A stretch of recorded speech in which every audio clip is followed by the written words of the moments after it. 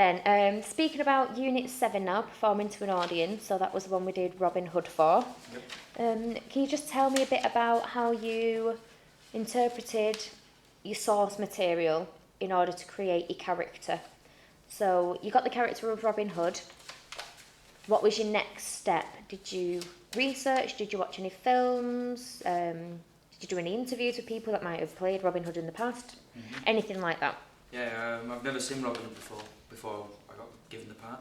So I had to go and research what sort of character he was, how he was.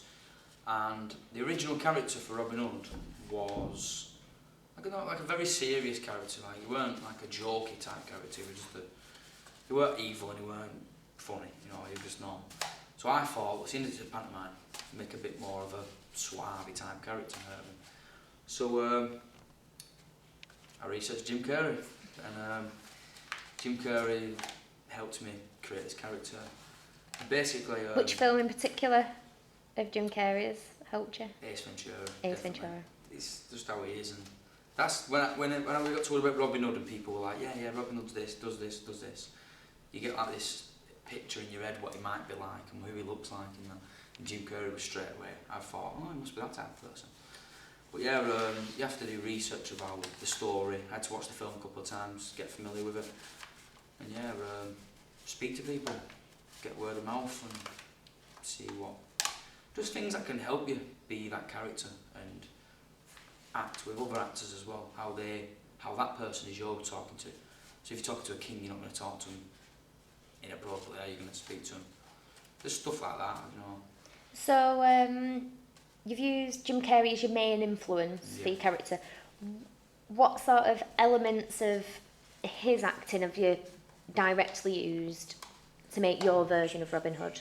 The comical side to him, the suaviness to him, you know, how he approaches people, the way he walks, how he's stuff like that, posture, and just how he speaks and how he can get across to people. Because I don't think that's not Robin Hood, you see, but the Robin Hood we put across, whatever. Yeah. It worked. I think people enjoyed it. But from the feedback we got, people enjoyed it, especially when we did it to what was it, life skills? Life skills students. Life skills, yeah. They love the Robin Hood. Still get people stopping me now in college saying, no, it's Robin Hood. And so obviously it's stuck with them. It's a message. They've remembered it. Yeah. So Jim Carrey influenced you in your physicality, but also in your voice. Yeah, definitely. As well. Brilliant. Speaking about your character again, which was Robin Hood, and the way that you communicated meaning to an audience. So speak about any audience interaction that you had.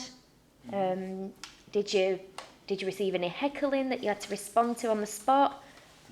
Maybe use of props. Did you show an emotional range in that character, or was he sort of a one emotion sort of person? Speak to me about that. Took him on like a bit of a roller coaster ride. Sometimes it was good scenes, bad scenes, fighting scenes.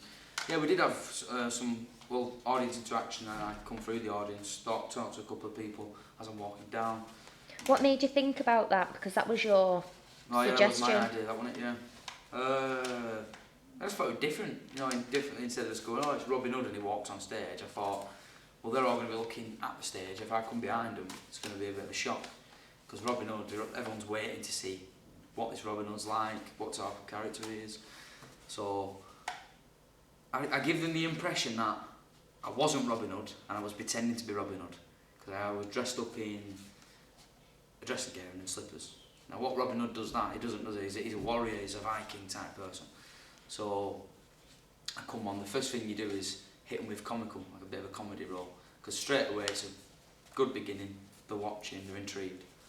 And then just up and down. There were fighting scenes as well, and you could see that the audience they were on the edge of the seat, and someone were crying. I think someone were crying when I was. Yeah, we had someone's young niece. Yeah, that was it. Was crying in the audience. Someone were crying in the audience. So.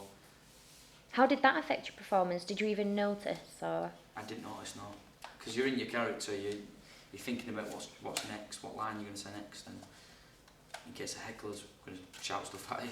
Did you have any of that? I think I had one or two, yeah. I think people were whistling at me, and that's a bit, not off-putting, but it makes you feel a bit uncomfortable and that, you know. On How the did you stage. respond to that? Were you able to stay in character?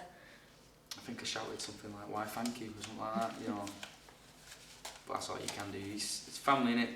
Can't say too much. You've got to keep it. Because if you can get carried away, say, if someone heckles at you, and you have a full, people come out of character to talk to these people in the audience.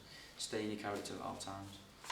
Definitely. So thinking about your process now for Unit 7, anything else that you think could have improved your performance, or anything else that you'd want to do in future to develop it? I would definitely. Overall, I think it could run more smoothly. Like, I think there could have been more audience interaction. There could have been more coming from the back where I started, when I come through the audience. I think there could have been. So you changed the staging? Yeah, definitely. Yeah. But I think now where we are now, it's a good stage, good setting. I think we can do more with pantomimes now, and we can make it more closer to them. We could look more into practitioners, how you shut down an audience, coming at the audience more, make them feel a bit uncomfortable, make them laugh more if you're a funny character. I'm not sure, definitely don't script it. I think if you script a pantomime, I think it's good if you just say stuff off the top of your head. So you like that It's devised, isn't it? this was devised and sort of improvised, and then Yeah. the structure came from that? I think it's good how we devise it, and then if there's anything we struggle with, we can get help by the tutors, they can help us and that. And it's good because you can ask people around the college campus, your family, friends, what comedy you could put into this. So it's original. It's not like you're not copying from other pantomimes you've seen. You're getting real original comedy into a pantomime, and it's family friendly.